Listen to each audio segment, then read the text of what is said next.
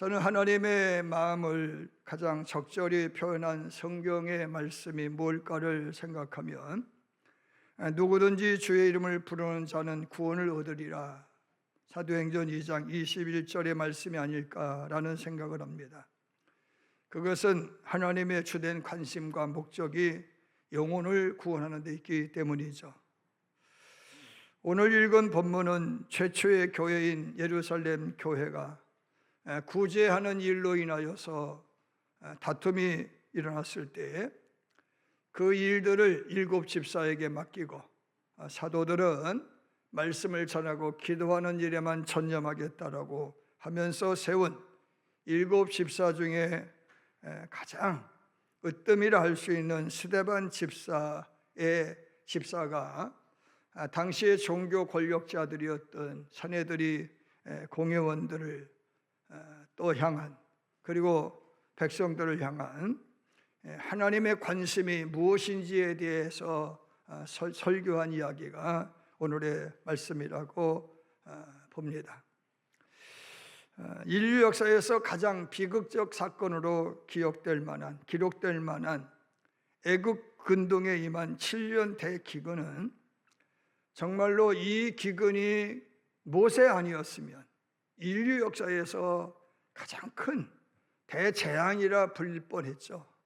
그러나 시브리 노예 출신의 요셉 총리의 지혜와 기지로 슬기롭게 이 모든 대재앙을 잘 극복한 줄로 믿습니다. 이에 고마움을 느낀 애굽의 바로 임금은 요셉을 존경하게 되었고, 그의 동족, 그의 가족을 사랑하고 또 긍휼히 여기는 마음을 갖게 되었는데, 요셉에 대한 고마움을 그의 가족에게 표현을 했어요. 그래서 가나안에서 애굽으로 이주한 야곱의 70명의 식솔들에게 요셉이 전국을 다 순찰해 보니까 고센이라는 땅이 제일 좋은 거예요. 논산평야가 제일 좋은 거예요. 그래서 그들을 고센 땅에 정착시켜서 자치적으로 살게 하면 좋겠다라고 간청을 해서 바로 임금의 윤호를 받아가지고 그 고센에서 자치적으로 생활하도록 한 줄로 믿습니다. 더 나아가서 아마도 세금 감면 혜택도 주었으리라 사료됩니다. 바로 임금의 이와 같은 또 배려와 지혜로운 요셉의 현명한 또 판단과 또 자문으로 인하여서 야곱의 식솔들은 70여 명으로 시작되었는데 마침내 애굽인들이 두려워할 정도로 늘어나서 민족이 되었다라고 성경은 말씀하고 있습니다. 얼마나 많은 수가 늘어났는가 하면은 이러다가는 우리 민족이 전쟁에 직면했을 때 시브리인의 반역으로 인하여 나라가 멸망하는 것은 아니야? 라는 생각이 들 정도로 번성하였다라고 성경은 말씀합니다. 이렇게 가파르게 성장의 성장을 거듭하는 시브리 민족에게 두려움을 느낀 애굽의 바로 임금은 스데반 집사가 표현한 바와 같이 7장 19절 교활한 방법을 써서 소상들을 괴롭게 하여 그 어린아이들을 내버려 살지 못하게 하려 할세라는 표현대로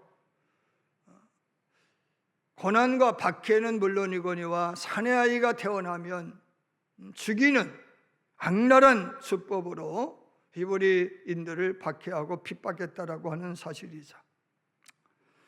이에 대하여서 모세 역시, 당시의 상황을 목격한 모세 역시 출애굽기 1장 10절 이하의 말씀을 통하여서 너무너무 괴롭게 했는데 10절, 출애굽기 1장 10절 말씀 보면 같이 읽읍시다. 시작.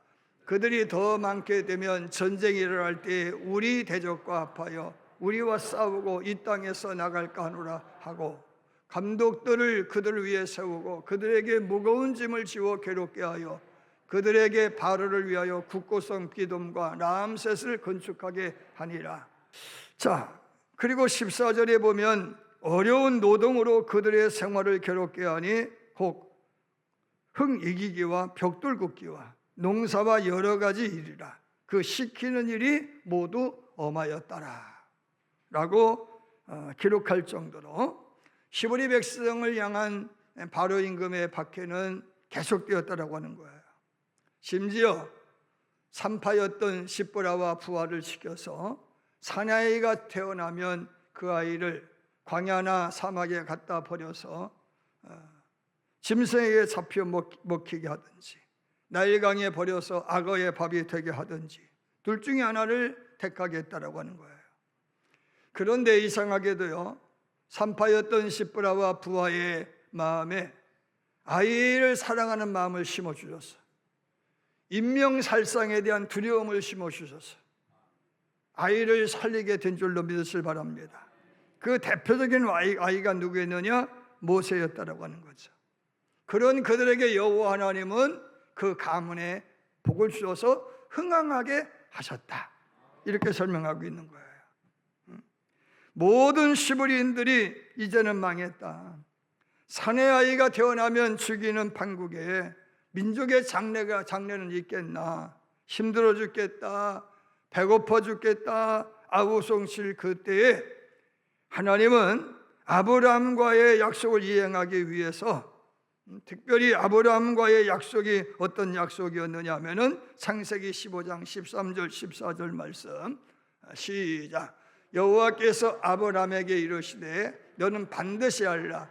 내 자손이 이방에서 개게 되어 그들을 섬기겠고 그들은 400년 동안 내 자손을 괴롭히리니 그들이 섬기는 나라를 내가 징벌할지며 그 후에 내 자손이 큰 재물을 이끌고 나오리라. 이 약속을 이행하기 위해서 모세를 출생시켰다라고 하는 거예요. 여러분, 위의 설명처럼 모세의 출생은 우연이 아니라 하나님께서 모세와 맺은 언약을 실현하기 위해서 모세를 태어나게 하셨다라고 하는 거예요. 모세의 태어남에 대하여서 성경은 출애굽기 2장 2절을 통하여서 잘생긴 아이였다라고 설명하고 있어요. 잘생겼다. 이전에 성경을 보니까 준수했다라고 설명을 해요. 잘생긴 아들, 준수하기 그지없는 아들. 잘생겼다, 준수하다라고 하는 히브리 말은 토브야. 토브 땁시다. 토브라고 하는 명산, 이제 토브 동사인데, 용모만 빼어난 것이 아니라 빼어난 용모 뒤에 무언가가 있어 보였다는 거예요. 아무개를 보면은요, 잘생긴 이면에 무언가가 있는 거예요. 이쁜 이면에 무언가가 있는 거예요. 아멘. 한 사람만. 아멘. 양준수 목사를 보니까 목사님 이면에 뭔가가 있는 것 같아. 아무개 장로님 보니까 그 장로님 뒤에 뭔가가 있는 것 같은 거예요. 그게 뭐예요? 하나님이 목적한 무엇을 이룰 만한 뭔가 있는 거야. 그런 아들로 비춰졌다라고 하는 거예요. 그래서 그의 어머니 요게벳은 그를 3개월 동안 숨겨서 길렀다라고 말씀하고 있어요. 여러분, 당시에 바로 임금은 교활한 방법으로 시브리인들을 핍박을 했어요. 십보라와 부하 산파를 통해서 사내 아이들을 죽이도록 했어요. 군인들을 통하여서 하루에도 몇 번씩 가택을 수색을 해서 숨긴 아이들을 찾아내도록 했고 찾아낸 아이들을 죽이도록 했어요. 심지어 이웃에게 포상금을 걸고 사내 아이를 숨기는 이들을 고발하면 포상금을 내어주는 시대였어요. 그럴 때에 그 아이의 생김새가 얼마나 준수하고 예뻤던지, 그 아이의 이면에 뭔가가 있는 것 같은, 이 아이를 죽이면 해를 받을 것 같은 그런 느낌이 드는 아들이었던지라 그의 어머니는요 3개월 동안이나 이 아들을 숨기며 길렀다라고 하는 거예요. 3개월 이후에 더는 이 아이를 숨겨 키울 수가 없는 거예요. 왜? 애울음이 너무 큰 거예요.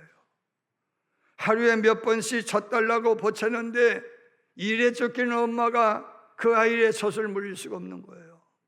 배고픈 아이는 자지러지게 우는데 그 울음이 사내 아이 울음이니 들통나면 가족이 전멸할 위기에 처한 거예요. 그래서 어머니는 기도하는 거예요. 하나님, 이제 내가 할 도리를 다했으니 이후로 하나님이 책임져 주시옵소서. 내 할 도리는 내가 다했으니 이 아이의 탁월함, 이 아이의 용모 뒤에 숨은 그 무엇을 저는 압니다. 그 일을 도모하기 위해서라도 하나님이 도와주셔야 될 줄로 믿습니다.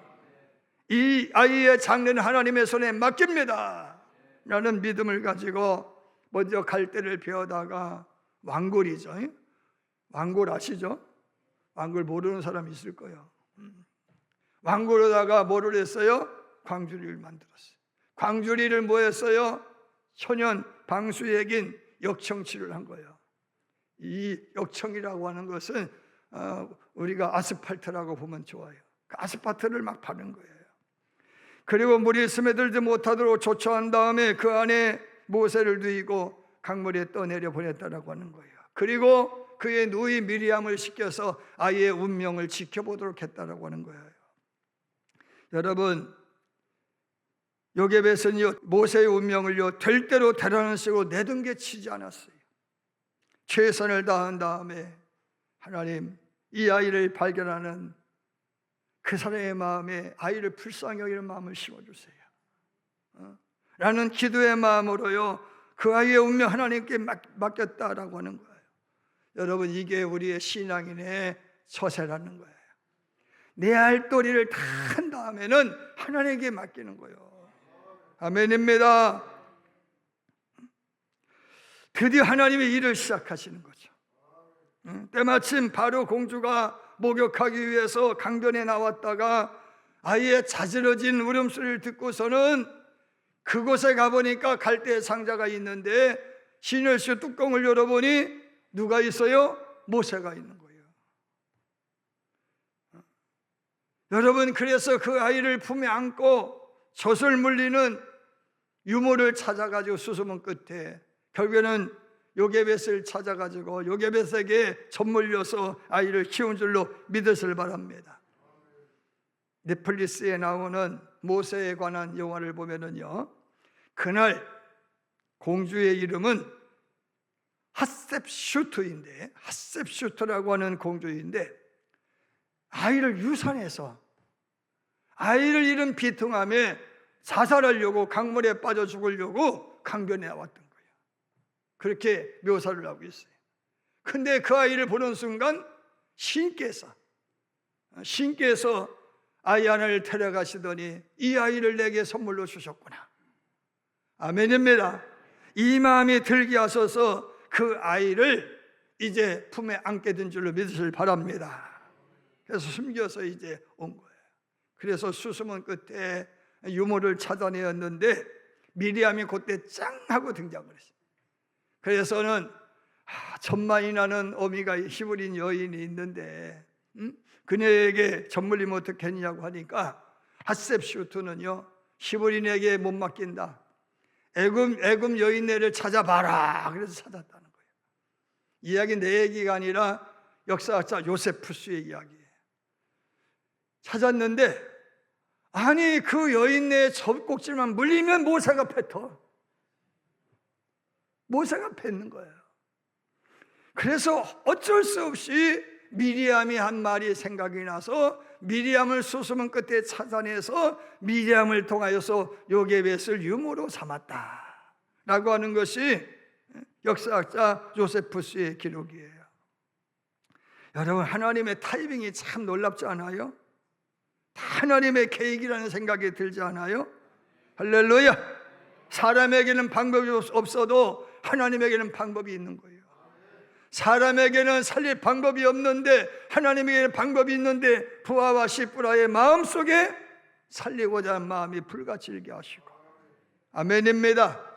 그의 부모의 마음에 이 아이 때문에 우리가 죽을 수도 있겠지만은 살려야 되겠다라고 하는 마음을 심어주셔서 3개월을 키우게 하시고 결국에는 바로 공주 핫셉슈트의 마음속에 모성애를 심어주셔가지고 양자로 삼게 하시고, 그리고 이 왕국의 책사들을 통하여서 애굽 사람의 모든 지혜를 다 배워서 그의 말과 하는 일에 부족함이 없을 정도로, 지도력에 영도력에 흠잡을 데 없을 정도로 양육한 줄로 믿으실 점으로 축원합니다.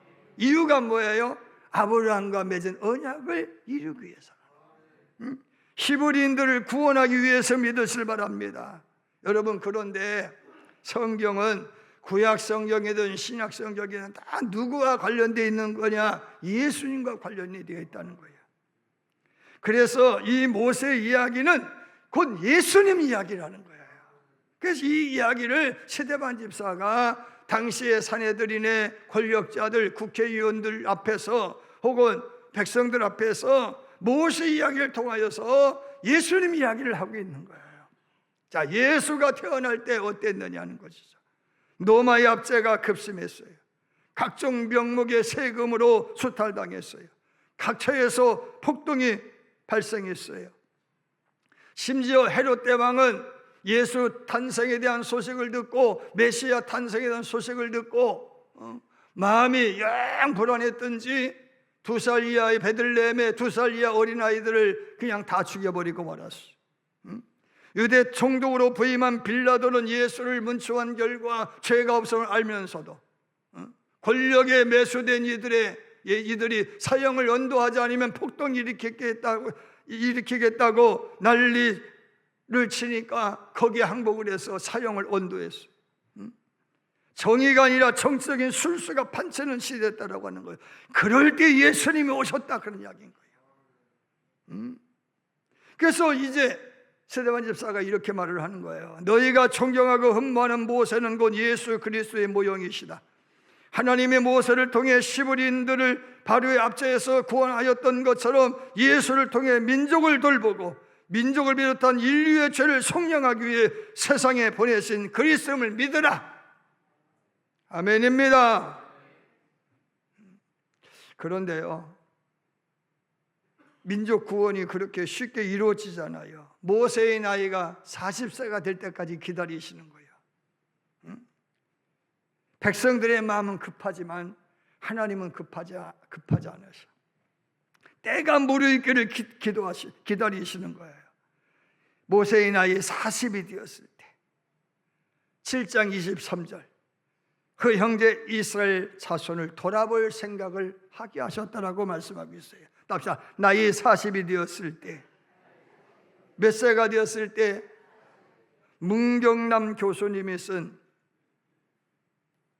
2050에 대한 책이 있는데 40대의 초조함을 버리고 전력 투구하라 라는 책이 있어요.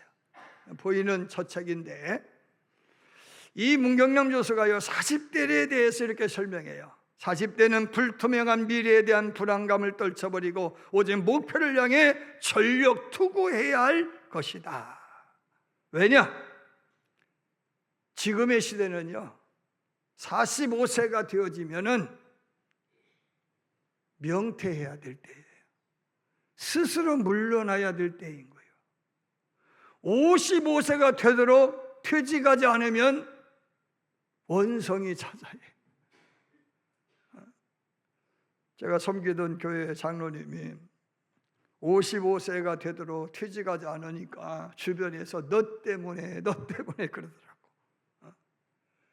여러분, 지금이 그런 시대인 거예요. 그래서 사후정들이 설치고, 사후정이 뭔가 하면은 40대 50대에 건달들이 설치고 5, 6도 50, 60이 되어도 부모에게 빌붙어야 살 수 있는 사람이 많아지는 시대다, 그런 말씀인 거예요. 이 사후정 5, 6도가 되지 않기 위해서는 한 살이라도 덜 먹었을 때에 성공을 향하여 목숨 걸고 질주해야 되는 거예요. 이게 현실이에요. 여러분, 40대의 나이는 인생의 황금기인데 남을 돌볼 여력이 없어요. 이후로 10년을 어떻게 보내느냐에 따라서 내 남은 인생이 결정되는 거예요. 남을 배려할 만한 여유가 없어요. 그래도 나이가 늙어서 여기 앉아있는 여러분만큼 되어지면은 긍휼의 마음이 들어서 선도 베풀게 되어지고, 그죠? 헌금할 마음도 생기고. 여러분 40대 50대는 헌금도 잘 안 해. 왜? 가정을 돌봐야 되기 때문에 그런 거예요. 자, 그런데 이 40대의 모세는 결혼도 안 했어. 그러니까 결혼에 신경 쓸 때야 지금. 더 나아가 설에 의하면 이디오피아와의 전쟁에서 혁혁한 전공을 세우고 개선한 장군으로 백성들의 머릿속에는 차기 바로 임금이야. 차기 대통령감이라 그런 말씀이에요. 그렇기 때문에 모세는요, 지도력 면에서 학문에 능하죠, 언변에 능하죠, 전공을 올렸죠. 흠잡을 데가 없어요. 야망에 불타는 나이가 40대였다는 거예요. 여러분, 성경은 사도행전 7장 22절에서 모세가 애굽 사람의 모든 지혜를 배워 그의 말과 하는 일에 능하더라라고 기록하고 있어요. 모세의 학문이 얼마나 출중했든지 모세 5경을 집필했어요. 여러분, 그런 나이에 야망을 위해서 돌진해야 될 그 나이에 히브리서 11장 24절로 25절 말씀 시작. 믿음으로 모세는 장성하여 바로의 공주의 아들이라 칭함받기를 거절하고 도리어 하나님의 백성과 함께 고난받기를 잠시 죄악의 낙을 누리는 것보다 더 좋아하고. 아멘. 여러분, 이 마음을 가졌다 그런 이야기예요. 몇 살에? 40살에 가졌다는 거예요. 누가 주신 마음이에요? 하나님 주신 마음이죠. 내 마음이 아니야. 내 마음이 아니야. 하나님 주신 마음이라는 거예요. 혹자는 나이 40이 되면 버릇이 습관이 될 때라고 했어요. 여러분, 왕자로서 호사스러운 생활을 포기하는 것 불가능해요. 주색 잡기에 연연했던 그가 그걸 포기하는 게 불가능해요. 그런데요, 가난한 시벌이 동족을 돌볼 마음을 갖게 하셨다는 거예요. 여러분, 그 마음을 가진 것만이 아니라 그 마음을 실천하기 위해서 동족들이 고난받는 현장에 찾아갔다라고 하는 거예요. 할렐루야. 40대 유학생이었던 어떤 목사님 간증이에요. 유학 시절에 오랫동안 전도하려고 공을 들인 한 가정을 전도하기 위해서 호숫가로 소풍을 나갔어요.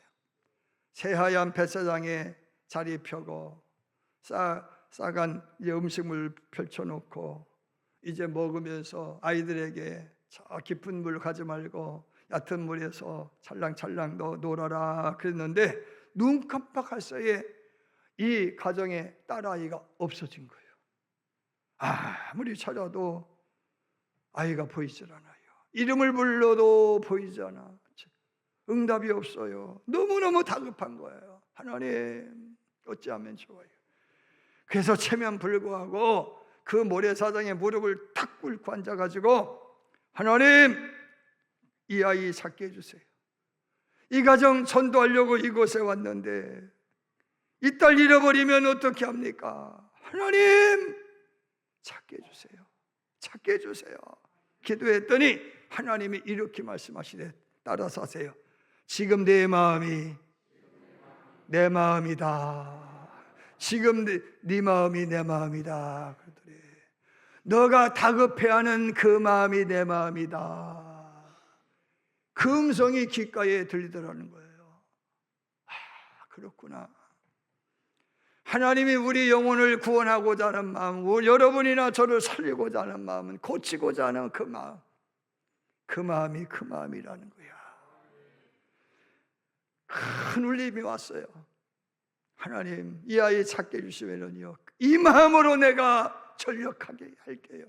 순간 관리실에서 방송이 나오는데 동양인 어린아이 하나를 데리고 있으니 찾아가라고 그러더라는 거예요. 그리고 그의 가을에 대절의 모 교회 부위에 와서 그 마음으로 목회했더니 교회가 부흥하더라 그런 이야기예요. 아멘. 여러분, 예수님은요 이 마음을 품었잖아요. 바울도 이 마음을 품었잖아요. 그리스도의 심장으로 이식되었다라고 말하고 있잖아요. 로마서 5장 6절 말씀, 우리가 아직 연약할 때의 기약대로 경건치 않는 자들을 위하여 죽어주셨다라고 성경은 말씀하고 있잖아요. 예수님은 육신이 나약한 나머지 고난의 잔을 마시지 않기를 기도했다가도 마지막에 내 원대로 마시고 아버지의 원대로 해달라고 기도하잖아요. 이 마음 누가 주셨어요? 하나님 주신 마음이에요. 이 마음을 모세는 소멸하지 않았다라고 하는 거예요. 할렐루야. 미국의 플로리다에 나울린이라는 목사님이 계셨는데 심화는 교회에 아주 신앙심이 돈독한 존이라는 청년이 있었어요. 헌신적이고 교회 학교 총무일도 잘 보고 기도도 열심히 하고, 그래서 목사님이 날마다 머리 위에 안수했어요. 하나님, 이 아이의 장래를 축복해 주세요. 아멘이 없네. 축복해 주세요. 축복해 주세요. 나 요즘에 날마다 기도해. 아들, 딸들 시집장가 좀 보내어 주시옵소서. 그게 큰 심덩어리입니다. 주여, 시집장가 보내게 해주세요. 마침내 목사님의 기도가 응답이 되었는데 청년이 사업이 잘 되는 거예요. 청년이 막 사업이 잘 되니까 11조를 하는데 수천 불씩 늘어나는 거예요. 그러면서 청년은요 너무 바쁘다는 일로 교회 일을 하나 둘 그만두더라는 거예요. 그리고는 다른 지점을 내고 또 다른 지점을 내면서 이 지점 저 지점 이 가게 저 가게를 돌아다니느라고 예배조차도 빠지는 거예요. 그걸 안 나와도 11조는 꼬박꼬박 보내더니 나중에는요 11조를 조금 갉아먹더랴. 그러더니 11조도 안 하더랴. 어느 날 목사님이 찾아갔어. 존, 자네는 왜 예배에 계속 불참해? 자네는 하나님의 일에 흥미를 잃어가고 있어. 온전한 11조도 안 드리고 어떻게 하려고 그래?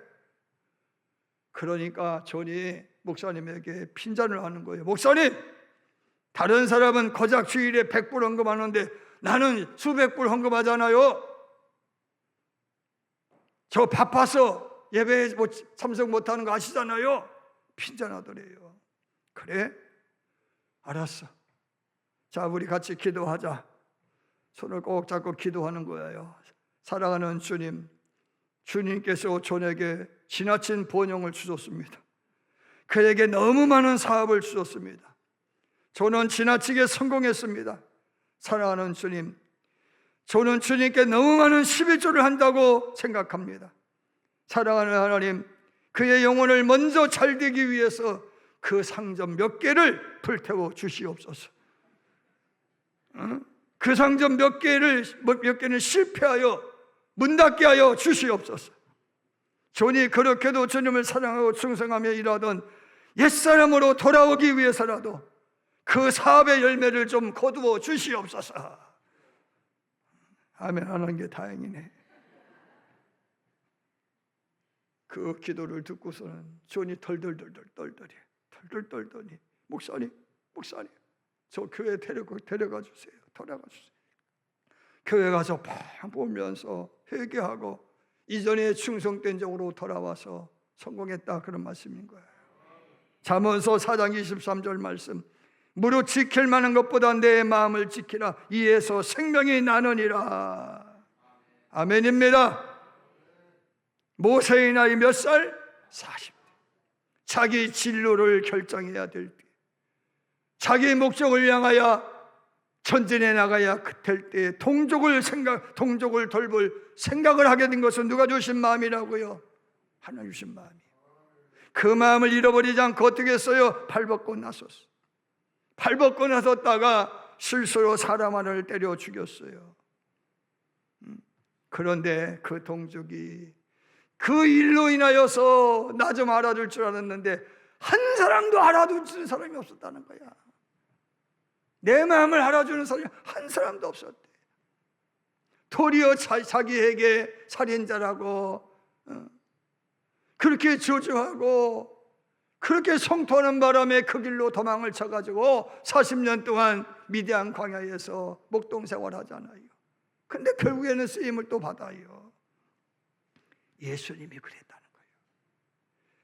하나님이 너희를 위해서 그 아들 예수, 독자 예수를 너에게 보내주었다.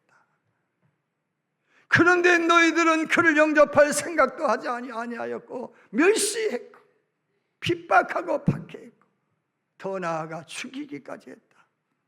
굳히신 거야, 굳히신 거예요.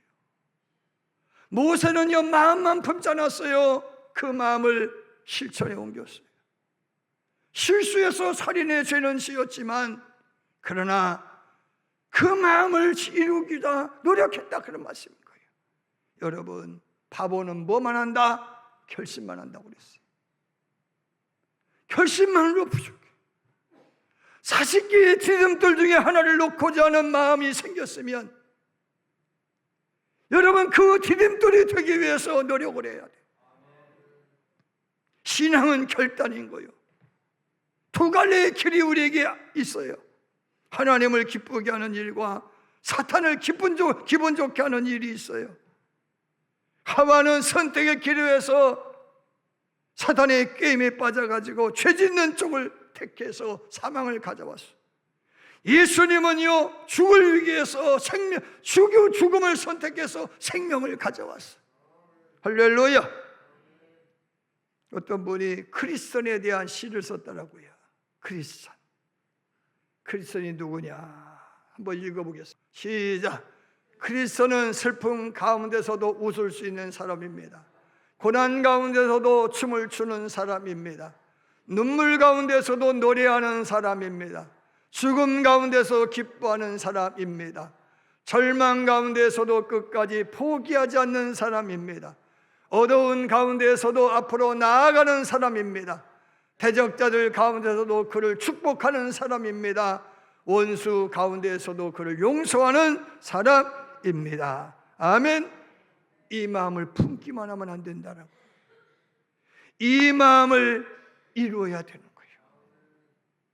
사순절 네 번째 주일에 함께한 여러분, 나라 민족과 세계 열방을 구원하기 위해 거듭난 그리스도님을 잊지 말기를 바랍니다. 하나님께 예배해야 되는 여러분인 것을 잊지 말기를 바랍니다. 기아의 선상에서 절망하는 영혼들을 구명하기 위하여서 헌신해야 되는 여러분인 것을 잊지 말기를 바랍니다. 전쟁의 참상과 재난과 재해 현장에서 예수 그리스도의 사랑을 실천할 사명이 있는 나임을 잊어버리지 않기를 바랍니다. 결심만 하는 내가 아니라 40세의 모세처럼 결심을 행동으로 옮길 수 있는 여러분인 것을 주님으로 축원합니다. 하루에 1시간 이상, 하루에 석 장 이상, 일주일에 1명 이상 만나야 될 줄로 믿습니다. 모쪼록 위의 사실을 하나님이 여러분에게 심어주셨으면 잃어버리지 말고, 야망을 위해 불나방처럼 설치던 나의 40의 모세가 동족권을 위해 발벗고 나선 것처럼 40개의 디딤돌로 충성할 것을 다짐하면서 하나님이 쓰는 마음을 소멸하지 않고 충성 헌신하기를 주님으로 축원합니다.